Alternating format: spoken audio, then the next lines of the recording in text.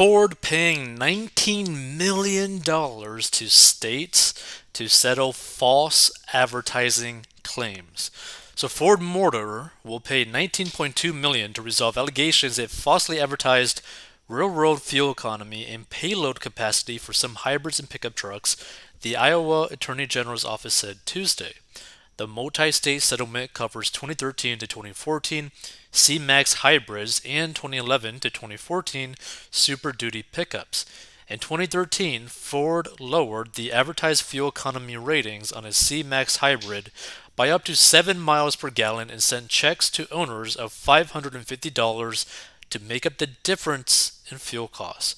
For years, Ford advertised impressive fuel economy and payload capacity for its cars and trucks, Iowa Attorney General Tom Miller said.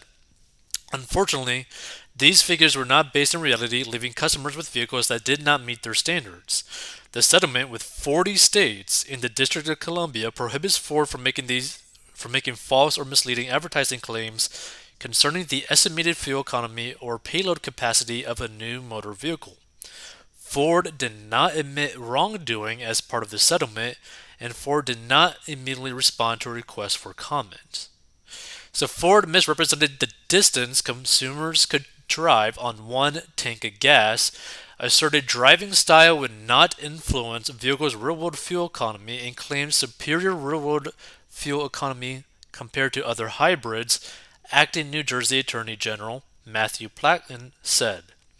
Platkin said Ford ran deceptive advertisements called the hybrid games that were narrated like an Olympic sport that depicted the Ford C-Max outperforming the Toyota Prius in a series of videos. The states alleged that Ford used a deceptive methodology for reclaiming the best-in-class payload capacity after other trucks had surpassed Ford.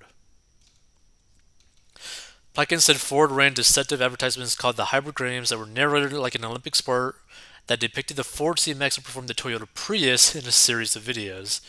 And the states alleged that Ford used deceptive methodology for claiming the best-in-class payload capacity after other trucks had surpassed Ford.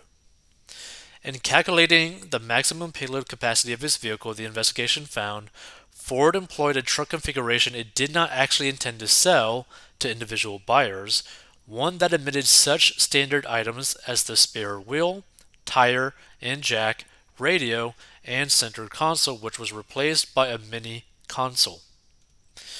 As a result, Ford was able to add additional pounds to the maximum advertisable payload capacity of its Super Duty truck, just enough for Ford to reclaim the title of best in class for payload.